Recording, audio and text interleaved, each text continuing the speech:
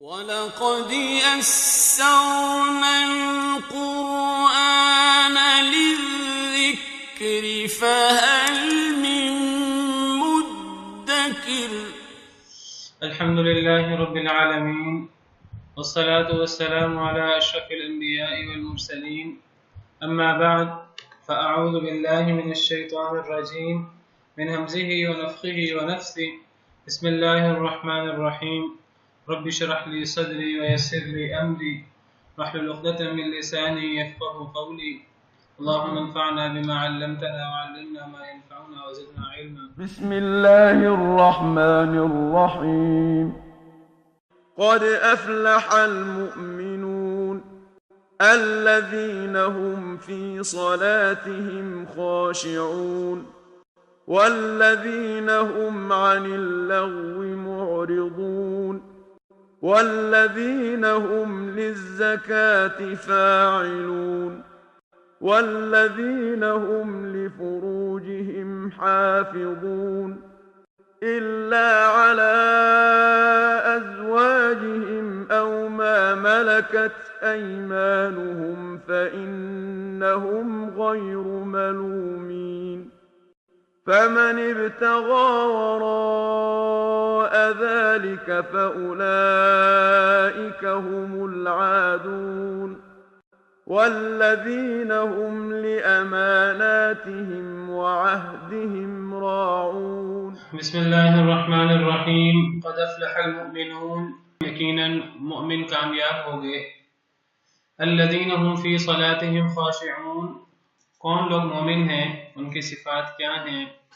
کیا صرف منہ سے کلمہ پڑھنے سے یا اپنے آپ کو مومن مسلمان کہنے سے ایک بندہ مومن ہو جاتا ہے؟ نہیں، ان کی کچھ صفات ہیں.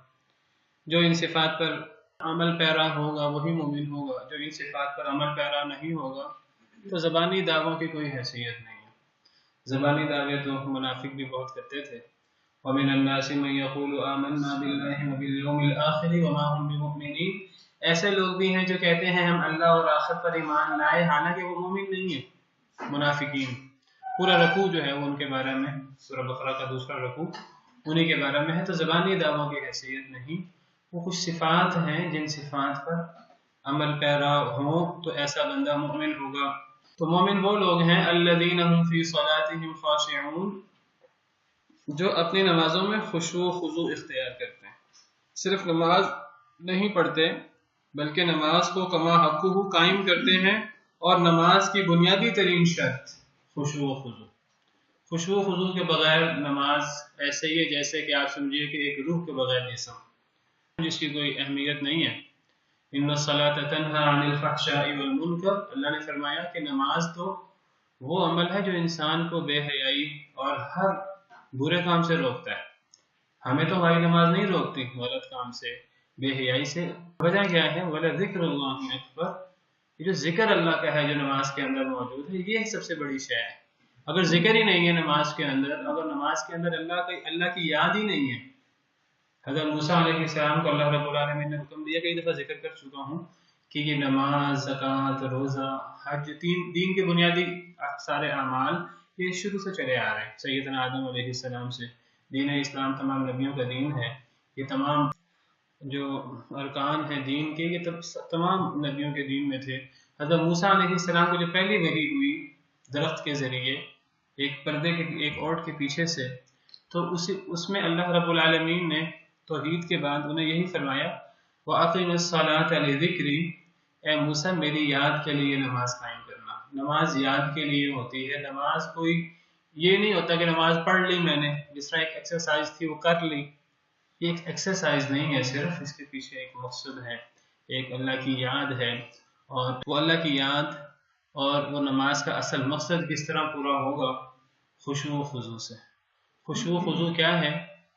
خشوع و خضوع کا تعلق دل سے ہے اصل میں، کہ انسان کا دل دنیا کی تمام باتوں سے فارغ ہو جائے اور اس میں صرف اللہ رب العالمین کی یاد ہو، اللہ رب العالمین کا تصور ہو، تو یہ نماز جو ہے وہ صحیح نماز ہوگی، اور یہ نماز ہوگی جو اللہ کی یاد کے لیے ہوگی. اسی لیے نماز کے اندر ذکر بہت زیادہ ہے، اور نماز کے اندر بہت زیادہ اللہ کا ذکر کرنا چاہیے. جو لوگ نماز کے اندر اللہ کا ذکر نہیں کرتے اللہ نے ان کی مذمت کی ہے. اللہ نے یہ منافقین کی صفت بیان کی ہے کہ جو نماز پڑھتے ہیں اور اللہ کا ذکر نہیں کرتے. کل آپ کو حدیث مبارکہ بیان کی تھی عصر کی نماز کے بارے میں کہ منافق وہ ہے کہ جو بیٹھا رہتا ہے انتظار کرتا رہتا ہے. جب سورج غروب ہونے لگتا ہے تو اٹھتا ہے اور 4 ٹھونگے مارتا ہے اور پھر حدیث میں آتا ہے کہ اللہ کا تھوڑا سا ذکر کرتا ہے. اسی طرح منافق کی نماز کے بارے میں ہے کہ ان المنافقین یخادعون اللہ وهو خادعهم سورہ نساء آیت نمبر 142. منافق وہ اللہ کو دھوکہ دینے کی کوشش کرتے ہیں اور اللہ انہیں دھوکہ دیتے ہیں. وَإِذَا قَامُوا إِلَى الصَّلَاةِ قَامُوا كُسَالَىٰ. جب منافق نماز کے لیے کھڑے ہوتے ہیں تو سستی سے کھڑے ہوتے ہیں, بڑی کاہلی سے کھڑے ہوتے ہیں, کیونکہ خشوع خضوع نہیں ہوتا. اللہ کی یاد کے لیے ہوتی نہیں, دکھاوے کے لیے نماز ہوتی ہے. یراؤون الناس, لوگوں کو دکھاوا کرتے ہیں. ولا یذکرون اللہ الا قلیلا, نماز میں اللہ کا ذکر نہیں ہوتا, برائے نام اللہ کا ذکر ہوتا ہے. صرف زبانی حد تک اللہ اکبر پڑھ لیا, سبحان اللہ پڑھ لیا, زبانی حد تک سورہ فاتحہ پڑھ لی, دکھاوے کے لیے صرف. تو وہ یاد, اللہ کا ذکر, اللہ کی یاد اور خشوع نہیں. تو خشوع جو ہے یہ نماز کی بنیاد ہے. ایک حدیث مبارکہ میں آتا ہے کہ سب سے پہلے جو چیز اٹھے گی وہ خشوع ہے. سب سے پہلے مسلمانوں سے جو ایک دولت چھن جائے گی وہ خشوع خضوع کی دولت ہے جو نماز کے اندر ہوتی ہے. یہ خشوع خضوع ایک ایسی چیز ہے کہ جو نماز کے اندر روح بھر دیتی ہے. اور ایک بندہ اگر روح کے ساتھ نماز پڑھے تو اس کی کوئی حاجت باقی رہ جائے ایسا ممکن نہیں ہے. ایک بندہ اگر خشوع خضوع کے ساتھ اللہ کی یاد کے ساتھ نماز پڑھے, اس نماز سے دنیا کا ہر کام ہو سکتا ہے, اللہ راضی ہو سکتے ہیں. انسان کوئی مشکل پیش آئے, انسان نماز پڑھے اس کی مشکل حل. اللہ قرآن میں فرماتے ہیں یا ایھا الذین آمنوا استعینوا بالصبر والصلاۃ, اے ایمان والو اللہ سے مدد مانگو صبر کے ساتھ اور نماز کے ساتھ. ایک انسان کو مشکل آئے, مشکل کیسے دور ہوگی؟ انسان صبر کا مظاہرہ کرے, انسان کے میں اللہ کے لیے صبر کرتا ہوں. اور دوسری چیز انسان نماز پڑھے اللہ کے لیے, نماز کے اندر روح ہو, اس کی خشوع خضوع ہو, انسان اللہ سے دعا مانگے تو انسان کی مشکل دور ہو جائے گی. اللہ کا وعدہ ہے یا ایھا الذین آمنوا استعینوا بالصبر والصلاۃ, اللہ سے نماز اور صبر کے ذریعے مدد مانگا کرو. نبی کریم صلی اللہ علیہ وسلم کی جی وہی ذکر کرنے لگا تھا. نبی کریم صلی اللہ علیہ وسلم کی عادت مبارکہ یہ تھی کہ آپ کوئی مشکل پیش آتی, کوئی ضرورت ہوتی تو آپ نماز پڑھتے اور نماز پڑھ کر اللہ کے حضور دعا کرتے تو آپ کی حاجت پوری ہو جاتی. نماز حاجت بھی مشہور ہے. جی نفلی نماز. تو نماز جو ہے آپ سمجھیے کہ یہ تمام عبادتوں کی بنیاد ہے اور یہ ایک مومن اور ایک کافر کی پہچان ہے. نماز پڑھنے والا مومن ہے, جو نماز نہیں پڑھتا تو ایسا بندہ بس نام کا ہی مسلمان ہے, اس کے اندر ایمان نہیں رہ جاتا. کفر میں اور اسلام میں اگر فرق ہے تو نماز کا ہے. اور نمازیں بھی وہ جو اللہ نے جتنی نمازوں کا حکم دیا, اپنی مرضی کی نمازیں پڑھنا, اپنی مرضی کے طریقے سے نماز پڑھنا, اپنی مرضی سے جیسے چاہے انسان پڑھے, نہیں جس طرح نبی کریم صلی اللہ علیہ وسلم نے فرمایا اس طرح پڑھنا. تو بہرحال مومن وہ ہیں جو اپنی نمازوں میں خشوع خضوع اختیار کرتے ہیں. تو مفسرین کرام نے لکھا ہے کہ خشوع سے مراد دل کا خشوع ہے. دل خالی ہو جائے, صرف اس میں اللہ کا تصور ہو, تمام دنیاوی فکر سے, تمام دنیاوی جو معاملات ہیں ان سے دل کا خالی ہونا, یہ خشوع ہے. وہ کہتے ہیں خشوع میں 2 چیزیں اہم ہیں, ایک دل کا خالی ہونا دنیا کے تمام معاملات سے, اور دوسرا جو جسم کے ارکان ہیں یہ انسان کے کنٹرول میں ہوں, اور یہ انسان کے اعضاء جو ہیں, انسان کے جو جسمانی اعضاء ہیں وہ بہت زیادہ حرکت نہ کریں. تو جسم کے ارکان کا سکون میں ہونا اور دل کا دنیا کے معاملات سے خالی ہونا, یہ ہے خشوع. تو خشوع کی گویا کہ 2 بنیادی ترین خشوع میں چیزیں ہیں. ایک انسان نماز پڑھ رہا ہو تو انسان کبھی یہاں خارش ہو رہی ہے, کبھی یہاں خارش ہو رہی ہے, کبھی داڑھی ہو جا رہا ہے, کبھی انسان کچھ اور کر رہا ہے, کبھی اس کو جمائی آ رہی ہے, کبھی کچھ کبھی کچھ. تو یہ خشوع خضوع کے منافی ہے. اور دوسرا انسان کے دل کے اندر, ویسے انسان جو ہے بہت ادب سے احترام سے کھڑا ہے لیکن اس کے ذہن کے اندر پورا حساب کتاب چل رہا ہے, تو یہ چیزیں جو ہیں یہ خشوع خضوع کے منافی ہیں. تو خشوع خضوع کا تعلق 2 چیزوں سے ہے, ایک دل کے خالی ہونے سے, اللہ کے علاوہ ہر چیز سے خالی ہو, اللہ کی یاد ہو اس میں, اور دوسرا جو ہے وہ انسان کے جو اعضاء ہیں وہ پرسکون ہو, اعضاء میں زیادہ حرکت نہ ہو. دل میں اللہ کے علاوہ کسی اور کا تصور نہ ہو، اگر دل میں اللہ کے علاوہ کسی اور کا تصور نہ ہو، جو خشوع ہے یہی وہ چیز ہے جس کو احسان کہا جاتا ہے، جو ایمان کا اعلیٰ ترین درجہ ہے۔ آپ کو پتہ ہے کہ ایمان کے 3 درجے ہیں، اسلام کہہ لیں، ایمان کہہ لیں، 3 درجے ہیں۔ پہلا درجہ اسلام کا ہے، اسلام کا تعلق ظاہری اعمال کے ساتھ ہے۔ پھر دوسرا درجہ ایمان کا ہے، اس کا تعلق دلی اعمال کے ساتھ ہے۔ اور پھر تیسرا درجہ احسان کا ہے، اور احسان کے بھی 2 مرتبے ہیں۔ ایک مرتبہ کہ انسان اللہ کی عبادت اس طرح کرے جس طرح اللہ ہمیں دیکھ رہے ہیں، اور اگر یہ مرتبہ، یہ اعلیٰ مرتبہ ہے، اور اگر یہ مرتبہ پیدا نہ ہو سکے تو انسان کم از کم دل میں یہ تصور پیدا کر لے کہ میں اللہ کو دیکھ رہا ہوں، اللہ میرے سامنے۔ یہ دوسرا مرتبہ ہے، احسان کے 2 مرتبے۔ جی ہاں سوری، پہلا مرتبہ یہ ہے ان تعبد اللہ کانک تراہ، کہ آپ اللہ کی اس طرح عبادت کریں جیسے آپ اللہ کو دیکھ رہے ہیں۔ جب انسان کے دل میں یہ تصور ہو میں اللہ کو دیکھ رہا ہوں تو یہ اس میں زیادہ خشوع ہوگا، اور اگر یہ تصور پیدا نہ ہو سکے تو پھر انسان یہ تصور کرے کہ چلو اللہ مجھے دیکھ رہے ہیں۔ یہ دوسرا مرتبہ ہے۔ یہ دونوں احسان کے مرتبے ہیں، اور یہ اعلیٰ ترین ایمان ہے، اور یہ تینوں مرتبے حدیث جبریل میں موجود ہیں، صحیح بخاری صحیح مسلم میں حدیث موجود ہے۔ جبریل علیہ السلام آئے تھے انسان کی شکل میں، اور نبی کریم صلی اللہ علیہ وسلم سے سوال کیا تھا اسلام کیا ہے، آپ نے اسلام کے 5 ارکان بتائے، پھر ایمان کیا ہے، آپ نے ایمان کے 6 ارکان بتائے، پھر احسان کیا ہے پوچھا تو آپ نے پھر احسان کے 2 مرتبے بتائے۔ تو یہ ہے خشوع۔ احسان کے 2 درجے ہیں، 2 مرتبے ہیں۔ پہلا مرتبہ انسان اللہ کی اس طرح عبادت کرے جس طرح انسان اللہ کو دیکھ رہا ہے، اس کے سامنے اللہ موجود ہے، اور انسان سمجھے جس طرح، دیکھیے ہم کسی بھی بڑے شخص کی مجلس میں ہوتے ہیں تو ہماری کیفیت کچھ اور ہوتی ہے۔ ایمان کے تو 6 ارکان ہیں۔ حضرت جبریل علیہ السلام نے آپ سے اسلام کے بارے میں پوچھا، سب سے پہلے آپ نے 5 ارکان بتائے، ایک شہادتین اشہد ان لا الہ الا اللہ و اشہد ان محمد رسول اللہ، اور نماز، زکوٰۃ، روزہ، حج، یہ اسلام کے 5 ارکان ہیں۔ پھر ایمان کے ارکان پوچھے تو حضرت نبی پاک صلی اللہ علیہ وسلم نے ایمان کے 6 ارکان بتائے۔ اللہ پر ایمان، وعلیکم السلام ورحمۃ اللہ وبرکاتہ، اللہ پر ایمان، اللہ کے فرشتوں پر ایمان، اللہ کے رسولوں پر ایمان، اللہ کی کتابوں پر ایمان، آخرت کے دن پر ایمان، اور اچھی اور بری تقدیر پر ایمان۔ یہ ایمان کے 6 ارکان ہیں۔ اور پھر احسان پوچھا کیا ہے تو پھر آپ نے احسان کے 2 درجے بتائے۔ تو یہ خشوع خضوع گویا کہ یہ احسان کا انسان جو ہے وہ یہ سمجھے کہ میں اللہ کے سامنے نماز پڑھ رہا ہوں، اللہ میرے سامنے موجود ہے، اور اگر یہ تصور پیدا نہ ہو سکے تو انسان یہ سمجھے کہ اللہ مجھے دیکھ رہے ہیں، تو پھر انسان کی نماز میں پھر خشوع خضوع کے بغیر نماز اور اس نماز میں زمین و آسمان کا فرق ہوگا۔ تو دوسری چیز یہ کہ انسان جو ہے وہ نماز کے اندر زیادہ حرکت نہ کرے، زیادہ جماعی نہ لے، یہ سب چیزیں سستی کی علامت ہیں۔ حدیث میں آتا ہے کہ جماعی وغیرہ لینا نماز کے اندر، انسان کو نماز کے اندر نیند آنا، یہ شیطان کی طرف سے ہوتا ہے۔ تو انسان کو جو ہے وہ نماز کے اندر زیادہ سے زیادہ انسان کو حرکتوں سے بچنا چاہیے، عمل سے بچنا چاہیے۔ کوئی کسی عمل کی ضرورت پیش آ جائے، مجبوری ہو تو انسان وہ عمل کر سکتا ہے، کوئی موذی چیز آ جائے تو انسان جو ہے وہ اس کو مار سکتا ہے، بچھو وغیرہ کوئی اس طرح کی چیز، تو انسان جو ہے نماز کے اندر ہی اسے مار سکتا ہے۔ کوئی ضرورت ہو کسی چیز کی، کوئی بچہ وغیرہ موجود ہو پاس تو وہ گرنے لگے، کوئی اس طرح کی چیز ہو تو بچے کو مجبوری کی حالت میں اٹھایا جا سکتا ہے، مائیں خاص طور پہ۔ نبی کریم صلی اللہ علیہ وسلم کے بارے میں آتا ہے، آپ نے احادیث مبارکہ میں پڑھا ہے، بعض دفعہ حضرت حسن حضرت حسین آ جاتے ہیں، مسجد میں چھوٹے تھے تو وہ آپ کے کمر مبارک پر سوار ہو جاتے تو آپ اپنا سجدہ لمبا کر دیتے ہیں ان کی وجہ سے۔ اور بعض آپ کے یہ بھی ملتا ہے کہ بعض اوقات آپ نے اپنی نواسی کو گود میں اٹھا کر نماز پڑھی ہے۔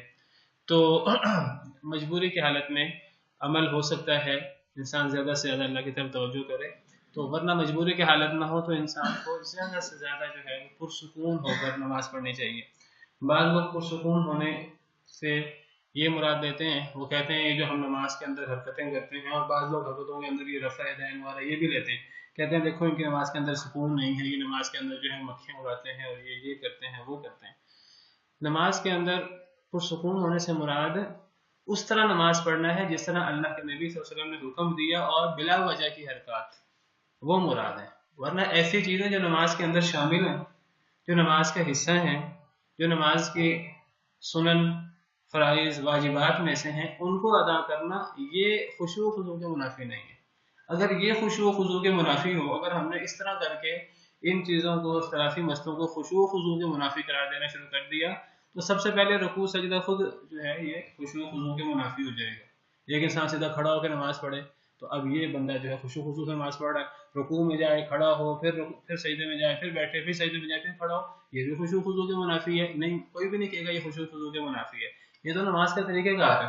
تو جو چیزیں نماز کے طریقہ کار میں ہیں، جس کے بارے میں اختلاف ہے تو جو لوگ جس کو صحیح سمجھتے ہیں تو اس پر یہ پھبتی کسنا کہ یہ خشوع و خضوع کے منافی ہے، میں سمجھتا ہوں یہ مذاق ہے۔ یہ اس قسم کے مذاق ایک بندہ جو شعور والا ہے، عقل والا، وہ نہیں کر سکتا۔ یہ مناظرے باز لوگ اس قسم کی باتیں کرتے ہیں جو غلط ہیں۔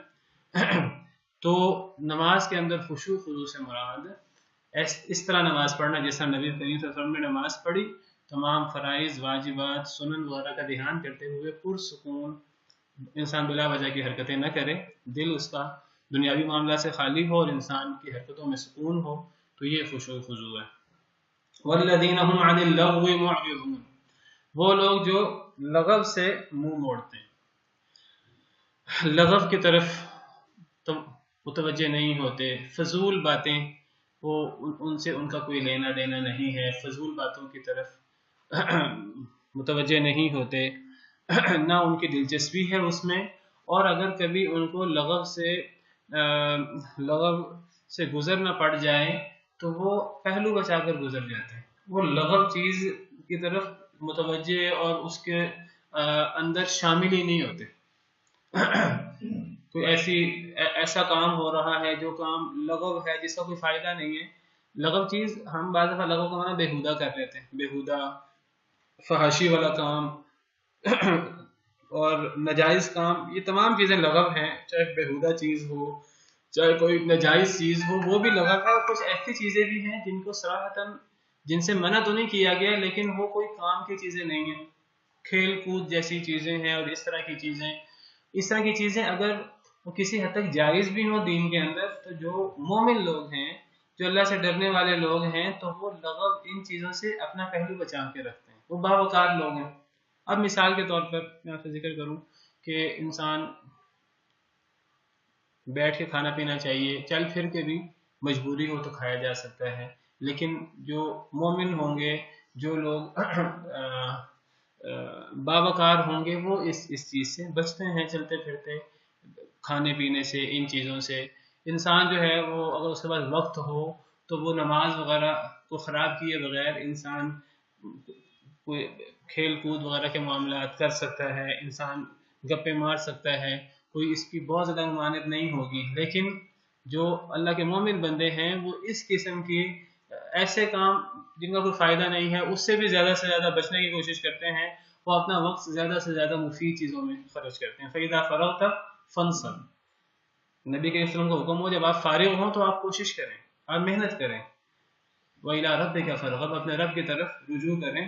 تو وہ اپنا فراغت جو ہے وہ ٹائم پاس کرنے میں، فضول گپیوں میں، کھیل کود میں نہیں گزار دیتے۔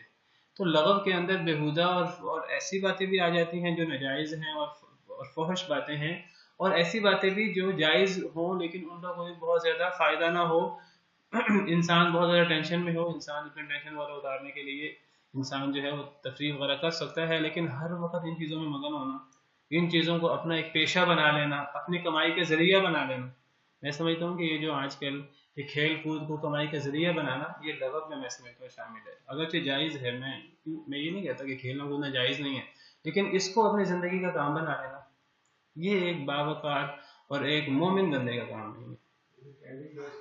جی بہرحال اس طرح کی گیمیں وغیرہ انسان جو ہے کبھی کھیل لے، کبھی جو ہے انسان کبھی ہنسی مذاق کر لے۔ ایک بندہ جو ہے وہ ہنسی مذاق کو ہی اپنا آمدن کا ذریعہ بنا لے اور اپنا روزمرہ کا کام بنا لے، اپنی زندگی کا مقصد ہی بنا لے، اب میرا کام ہی لوگوں کو جو ہے نا، میں نے لوگوں کو خوش کرنا ہے، میں نے لوگوں کو ہنسانا ہے، یہ ایسا بندہ لغو میں مبتلا ہے۔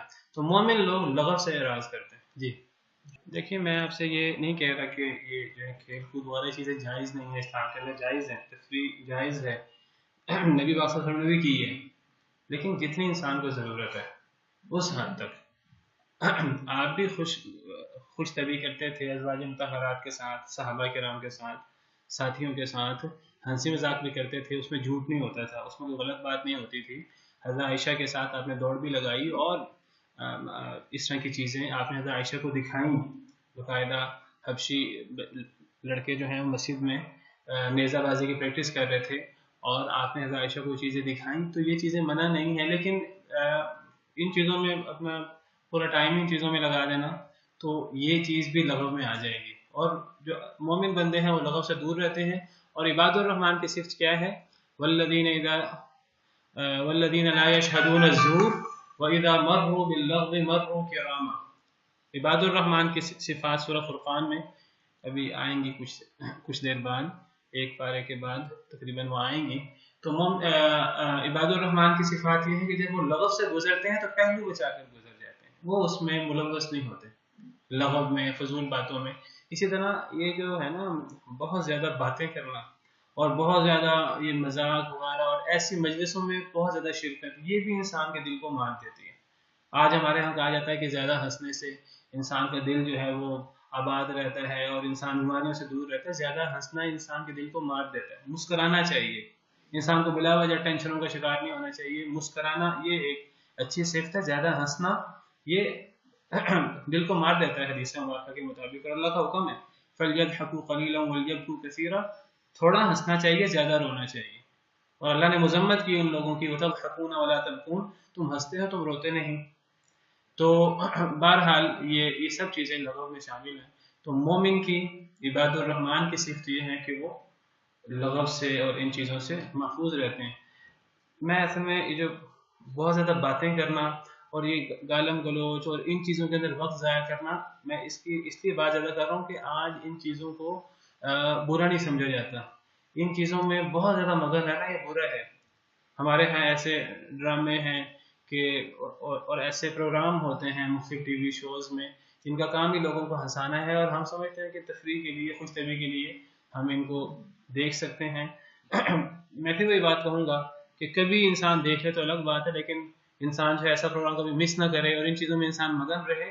تو ذرا اس کے بارے میں قرآن پاک کی آیت سن لیجیے۔ تو یہ آیت کریمہ، دوسری آیت کریمہ، یہ چیزیں میں سمجھتا ہوں لغو میں شامل، اللہ تعالیٰ ہمیں بچائے۔ قیامت کے دن جنتی جہنمیوں سے پوچھیں گے ما سلککم فی سقر، تمہیں جہنم میں کس نے داخل کیا، تم جہنم میں کیوں آئے؟ قالوا لم نکن من المصلین، وہ کہیں گے کہ ہم نماز نہیں پڑھتے تھے۔ نماز پڑھنا بہت ضروری ہے، جو نماز نہیں پڑھتا وہ جہنمی ہے، اللہ معاف کرے۔ ولم نکن نطعم المسکین، اور ہم مسکینوں کو کھانا نہیں کھلاتے تھے۔ وکنا نخوض مع الخائضین، اور ہم بحث و مباحثہ میں مشغول رہا کرتے تھے۔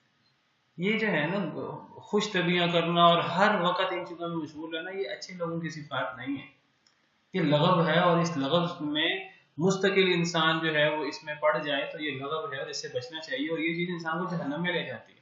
کہ زیادہ باتیں کرنا یہ اللہ کو ناپسند ہے۔ مومن کی صفت کیا ہے؟ اللہ رب العالمین نبی کریم صلی اللہ علیہ وسلم نے فرمایا من کان یؤمن باللہ والیوم الآخر فلیقل خیرا او لیصمت، جو اللہ اور آخرت پر ایمان رکھتا ہے اسے اچھی بات کہنی چاہیے، اسے خاموش رہنا چاہیے۔ یہ زیادہ باتیں کرنا، زیادہ بحث و مباحثہ کرنا، زیادہ جو ہے وہ خوش طبیعیاں کرنا، زیادہ لطیفے سنانا ایک دوسرے کو، یہ قابل مذمت چیز ہے۔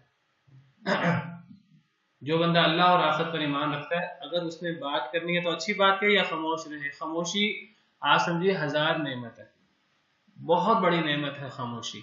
اگر ایک بندے نے غلط بات کرنی ہے، غلط بات سے بہتر ہے انسان چپ رہے، اور چپ رہنے سے بہتر ہے انسان اچھی بات کہے۔ اور حدیث مبارکہ ہے المسلم من سلم المسلمون من لسانہ ویدہ، مسلمان وہ ہے جس کی زبان اور جس کے ہاتھ سے دیگر مسلمان محفوظ رہیں۔ ہم اپنے مذاق کے اندر، اپنی چیزوں کے اندر دوسروں کو باتیں بنا جاتے ہیں، دوسروں کو برا بلا کہہ جاتے ہیں، چغلی کر جاتے ہیں۔ تو قبر کا عذاب کی بڑی وجہ 2 ہیں، ایک پیشاب کے قطرے اور ایک زبان کی حفاظت نہ کرنا، چغلی کرنا۔ تو صحیح بخاری کی حدیث ہم پڑھ چکے ہیں، پیچھے گزری تھی۔ تو بہرحال یہ جو انسان مگن رہتا ہے اس قسم کی باتوں میں، تو یہ کوئی اچھی چیز نہیں ہے، یہ چیز لغو ہے اور اس سے ہمیں بچنا چاہیے۔ وہ لوگ جو لغو سے منہ موڑتے ہیں، لغو سے دور رہتے ہیں۔ مومن کی صفت کیا ہے؟ مومن کی صفت یہ ہے کہ جو مومن کے متعلقہ چیز نہیں ہوتی مومن اس کی طرف دھیان نہیں دیتا. اب حدیث مبارکہ کیا ہے؟ بڑی مشہور حدیث ہے کہ جو چیز انسان سے متعلق نہیں ہے انسان اس کا مفہوم اس طرح کا ہے کہ جو چیز انسان سے متعلق نہیں ہے انسان اس کی طرف توجہ نہ کرے. تجھے پڑھائی کیا پڑھی ہے اپنی نہ بیٹھ تو انسان کو جو ہے جو چیز انسان سے متعلق ہے ہی نہیں انسان ان میں جو ہے وہ کیوں مگن رہتا ہے. حدیث مبارکہ کے الفاظ نکل گئے ہیں ذہن سے. تو بہرحال جی وہ ایک الگ چیز ہے. تو ایک حدیث مبارکہ بھی خاص اس بارے میں. تو انسان کو جو ہے وہ لغو سے اور فضول کاموں سے اپنے آپ کو بچانا چاہیے. والذین هم للزکاۃ فاعلون، اور وہ لوگ جو زکوٰۃ کو کرنے والے ہیں. فاعلین کرنے والے یعنی زکوٰۃ کو ادا کرنے والے ہیں. یہ سورہ مومنون مکی صورت ہے. تو اس مکی صورت کے اندر زکوٰۃ کا ذکر ہے. حالانکہ زکوٰۃ جو ہے باقاعدہ طور پر اسلام میں مدینہ منورہ میں فرض ہوئی ہے، مکہ مکرمہ میں فرض نہیں ہوئی. تو بعض علماء اس سے مراد کسی قسم کا صدقہ خیرات لیتے ہیں. مخصوص وہ جو زکوٰۃ نصاب اور تفصیلات زکوٰۃ کی وہ تو مدینہ منورہ میں شاید 2 ہجری میں فرض ہوئی تھی. تو یہ تو مکی صورت ہے. اس مکی صورت میں کس زکوٰۃ کا ذکر ہے؟ تو بعض مفسرین تو یہاں صدقہ خیرات وغیرہ وہ زکوٰۃ مراد لیتے ہیں، یا وہ کہتے ہیں کہ زکوٰۃ کا حکم پچھلی شریعتوں میں بھی تھا.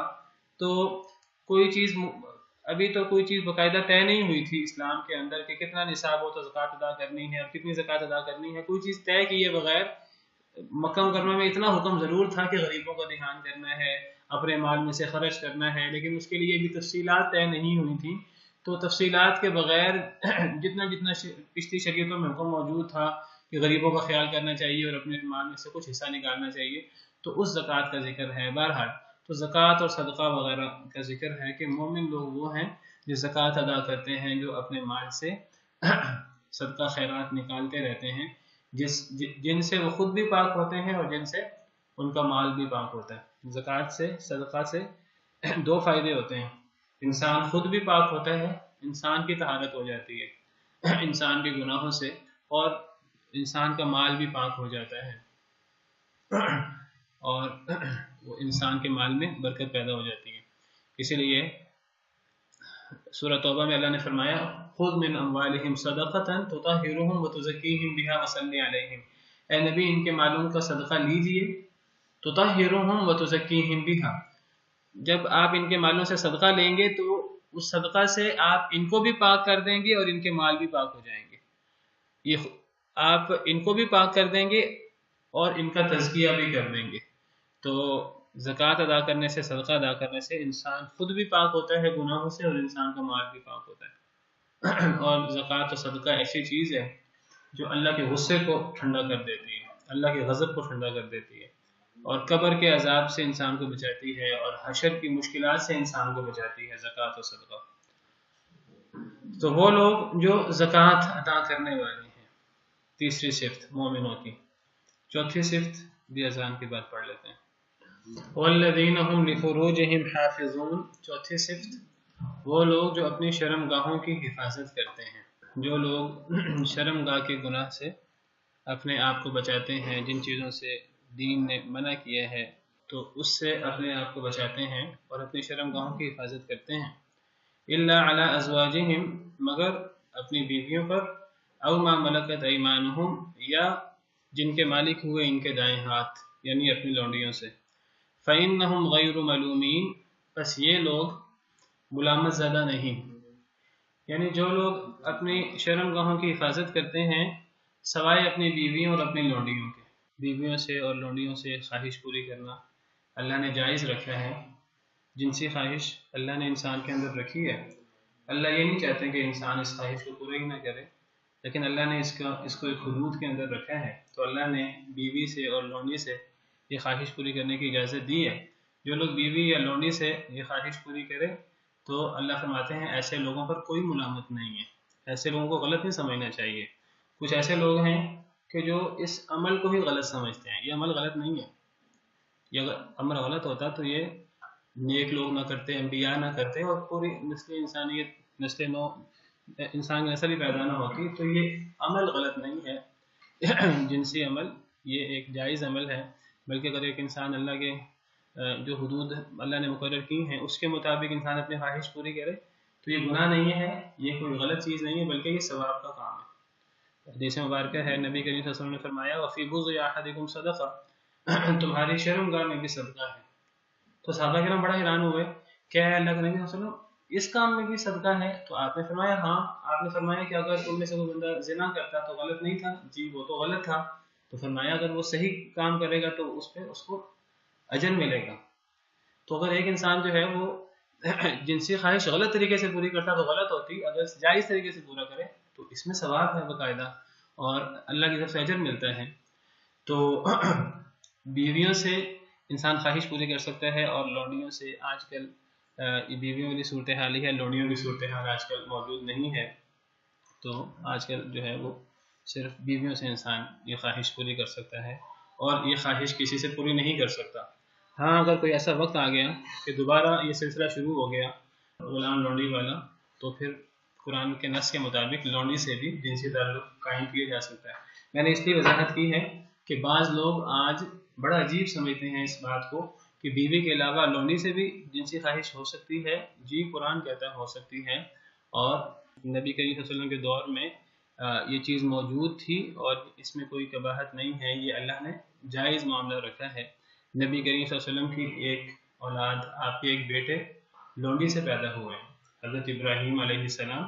تو لونڈی سے اپنی جنسی خواہش پوری کرنا نکاح کے بغیر، یہ نہیں کہ لونڈی سے نکاح ہوتا ہے، وہ نکاح ہو جائے وہ تو بیوی بن جائے گی، تو یہ نکاح کے بغیر بھی لونڈی سے جنسی خواہش جو ہے وہ پوری کرنا جائز ہے۔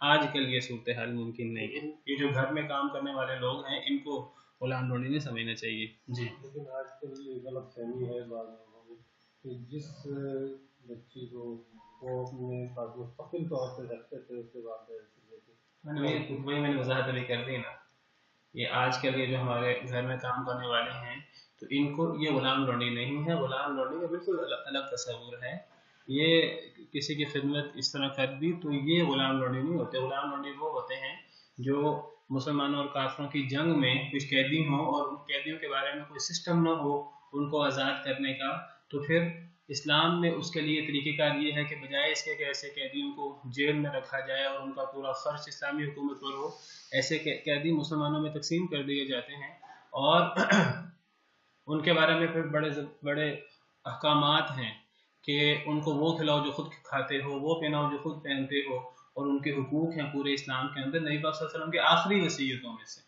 ایک وصیت بیویوں کے بارے میں ہے اور ایک وصیت غلاموں اور لونڈیوں کے بارے میں، ان کے حقوق کا دھیان کرو۔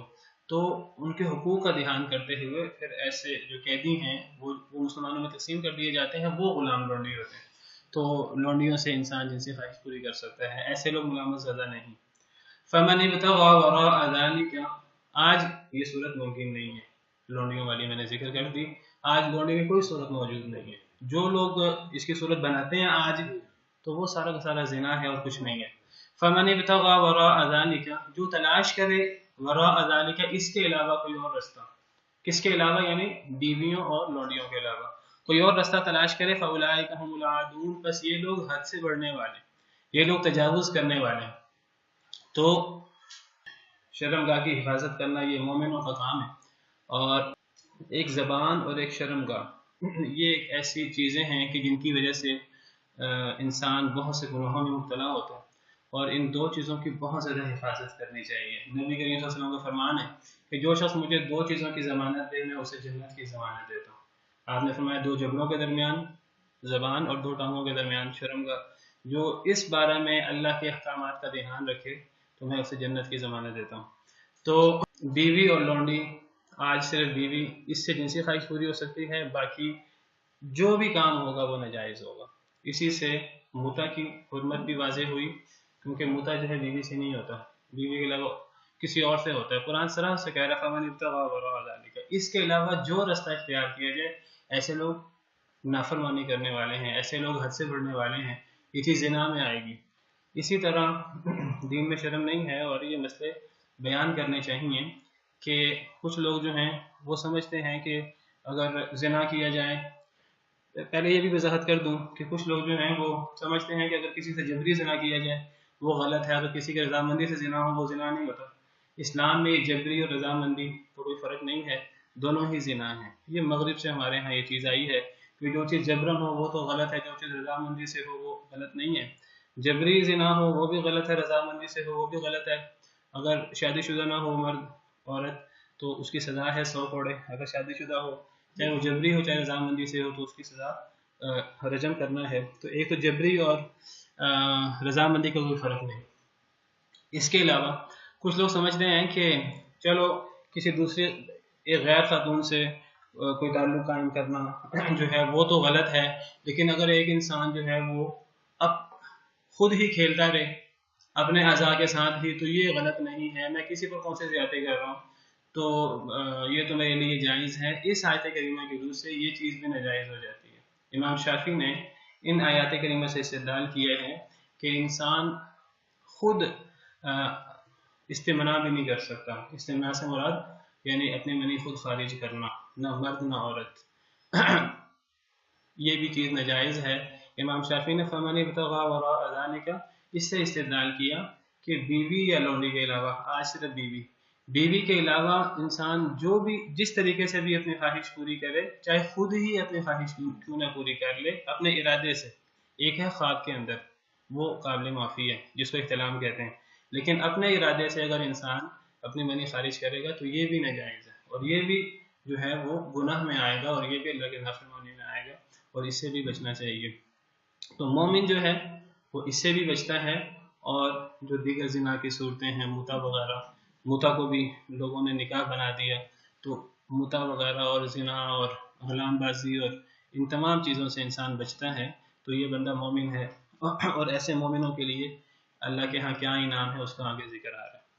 متا دیکھیے اسلام کے اندر اللہ نے کچھ چیزیں ایسے رکھی کہ جو آزمائش کے لیے رکھی، کچھ وقت کے لیے متا جائز کیا گیا اسلام کے اندر، ایک جنگ کے موقع پر، جنگ کے بعد متا کی اجازت دے دی گئی، پھر بعد میں اس کو حرام کر دیا گیا۔